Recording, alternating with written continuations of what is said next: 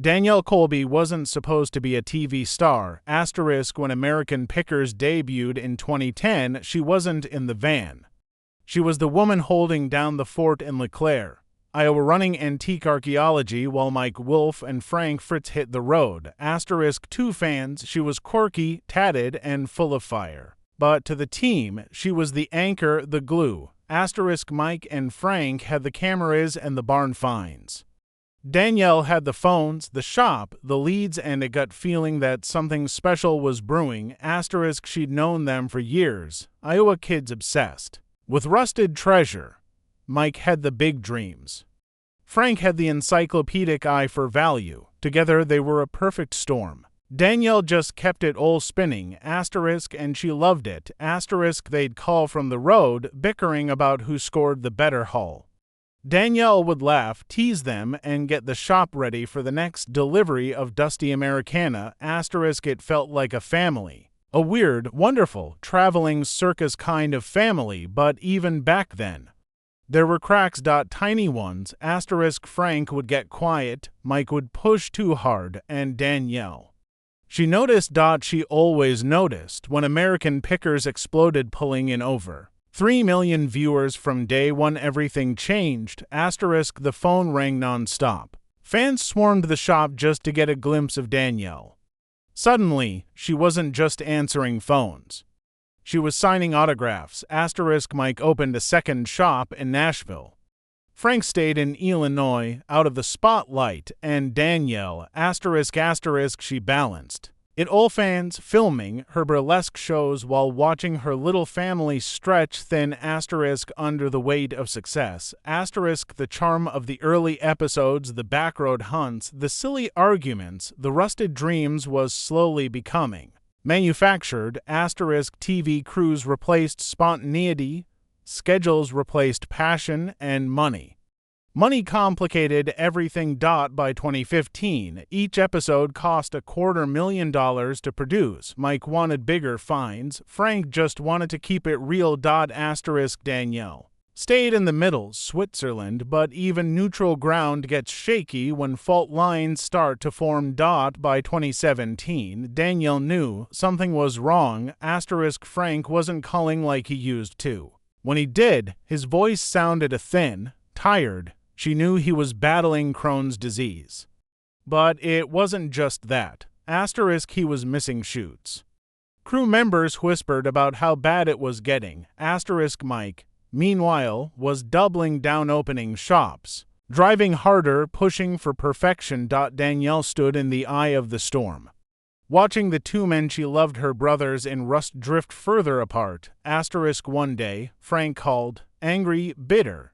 "He's turning this into a circus," he muttered. About Mike. Danielle didn't argue. She didn't defend either side. She just listened. Because sometimes that's all you can do when the wheels are coming off. March 2020. Frank Fritz's final episode of American Pickers airs. And then nothing. No goodbye, no tribute, just gone. Danielle found out like the rest of us. A call from Mike, quiet, heavy. "Frank's done," he said. She didn't press. She didn't need to. She'd seen it coming, but it still hit hard.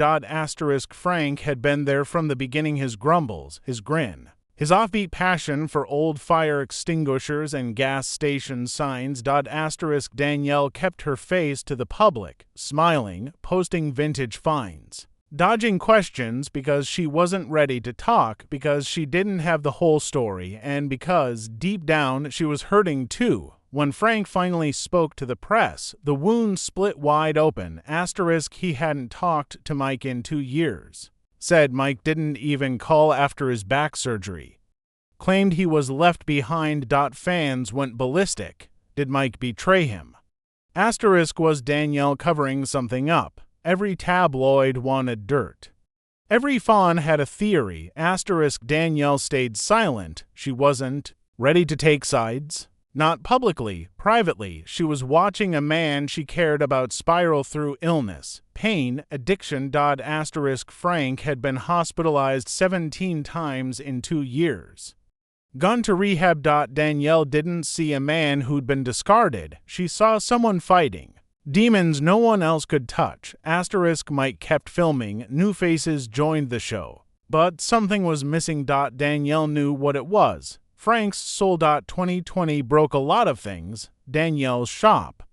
Still open barely. Masks, distance, uncertainty. Fans still came. Still asked, "Where's Frank?" She smiled, dodged, taking a break. She wasn't lying. She just didn't know what else to say. Frank wasn't calling. Mike was pushing forward, and Danielle. She was stuck in the middle of a breakup no one wanted to talk about. Then, in 2021, something snapped. She took a selfie with Mike, posted it online. And beneath it, a caption that changed everything. She looked straight at the camera, standing beside Mike Wolfe, and wrote, "Out on the road again with my best friend and big brother whom I support fully and stand behind." That one line sent a ripple through the entire fan base. Danielle, who had avoided choosing sides for so long, finally seemed to make her position clear. She stood with Mike, but she wasn't done. Her words kept coming, and for the first time, the facade cracked. "I'm truly saddened for the loss of Frank on the show," she wrote. "I'm incredibly sad for his struggles. I have personally watched everything over the last decade." This wasn't drama, this wasn't hype. It was grief measured and honest. She wasn't airing dirty laundry. She wasn't taking cheap shots. She was finally peeling back the curtain just a little so the audience could understand what they were never meant to see. She didn't accuse, she didn't excuse. She simply acknowledged something very real. Frank's pain had run deep, and it had changed everything. The post went further, more personal, and then devastating. "Frank caused so much pain for himself that it has been hard to watch," she confessed. "I truly hope Frank receives all the help he needs to become well after years of being unwell." That one sentence stopped fans cold. Danielle wasn't angry. She was exhausted. Not at Frank, but for him, and for everything they'd all lost along the way. Her words didn't confirm a betrayal. They confirmed something much harder to accept. Frank wasn't pushed out. He was unraveling, and everyone around him was helpless to stop it. She explained why she posted it all. "Why now? The only reason I'm speaking to this right now is because everybody is speculating on my words," she said. "My words are being taken out of context in tabloid rags because they can't interview me."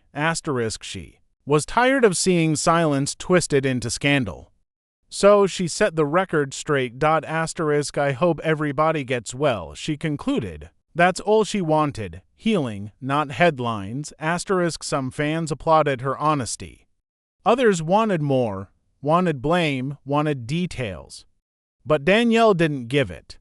Because she knew the truth wasn't some dramatic blow-up. It was quiet, slow, painful. Deterioration, not of friendships, but of health, of time, of the past they couldn't get back. After that, she went silent again.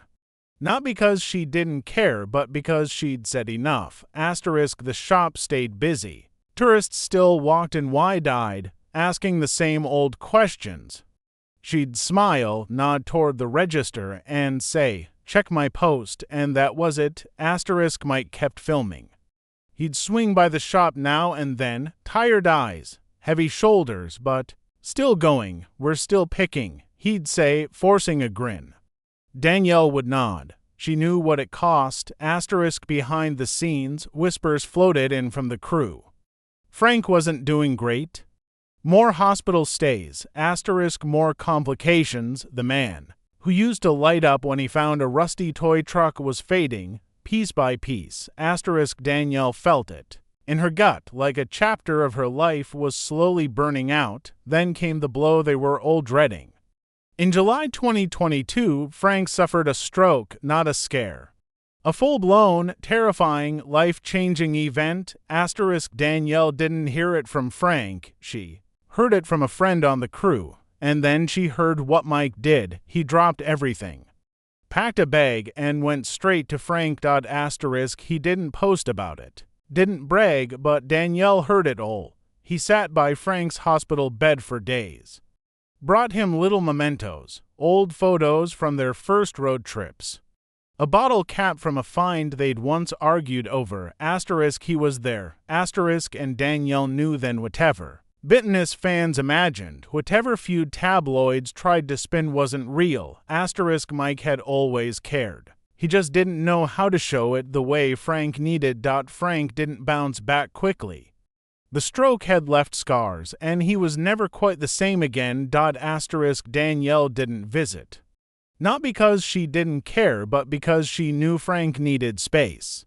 He was private, always had been, and she respected that. Still, she watched, quietly, praying he'd recover. Then, in October 2024, the call came. * Frank was gone. Mike was the one who told her. His voice cracked. He's gone, he said. * Danielle didn't speak, just listened, as Mike told her he'd been with Frank to the end. Holding his hand, playing clips from their old episodes, bringing bits of the past to a man slipping away. * She didn't cry on the phone.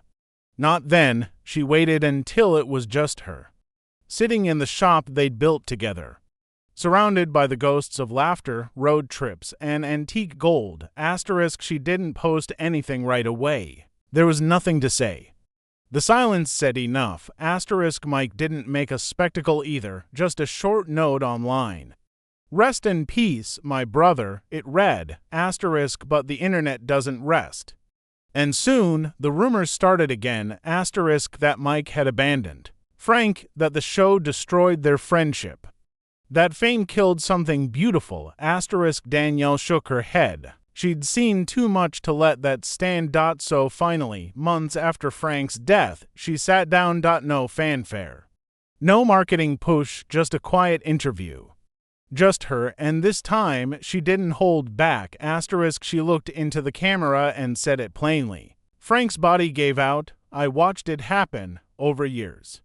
The Crohn's, the hospital trips. The weight of it all. Mike didn't push him out. Frank couldn't keep going. * Simple. Devastating. True. * She wasn't defending. She wasn't attacking. She was grieving. * She explained what no one had wanted to accept, that by 2018, Frank's health was spiraling. In and out of the more than a dozen times in 2 years. * Mike had tried. Rearranged filming. Waited, pushed back shoots, but it wasn't enough. Frank didn't quit because he was angry, she said. He quit because he couldn't do it anymore. * It wasn't the story people had hoped for. No betrayal, no meltdown. Just a man crushed by his own pain and another man who couldn't stop the machine long enough to save him. * Danielle paused. Then shifted. She wanted people to know about Mike too. * After Frank's stroke, Mike had been there, quietly, constantly, paying medical bills, sitting bedside, bringing Frank's small treasures from the road. * Mike never stopped showing up, she said, even if it didn't make headlines. It was the moment the feud rumors died. Not with drama, but with truth. * Danielle leaned back, eyes distant. I've known them both since the beginning, she said. Frank was the quiet one. Found joy in the smallest things. Mike was the dreamer.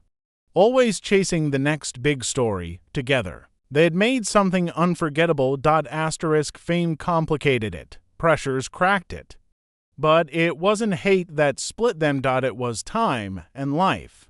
And bodies that couldn't hold on. * Danielle wasn't angry. She wasn't mourning the show. She was mourning the man who helped build it, and the man still carrying its weight. * I didn't say all this back then, she explained. It wasn't time now, with Frank gone. It is. She didn't do the interview for clicks. She didn't want sympathy. She just wanted to finish the story her way. * American Pickers continues. New faces, new roads, but for those who watched from the beginning, who felt that rare spark of real friendship on screen, Danielle's words mattered. * Because now there was no more guessing, no more whispers, no more spin. Just the truth. Raw, human, final dot, and in the end, Danielle said it best, no big fight. Just real life, asterisk. She stood up, smiled, and walked off. Mike's still picking, Frank's in the past, and Danielle. She's finally said everything she needed to say.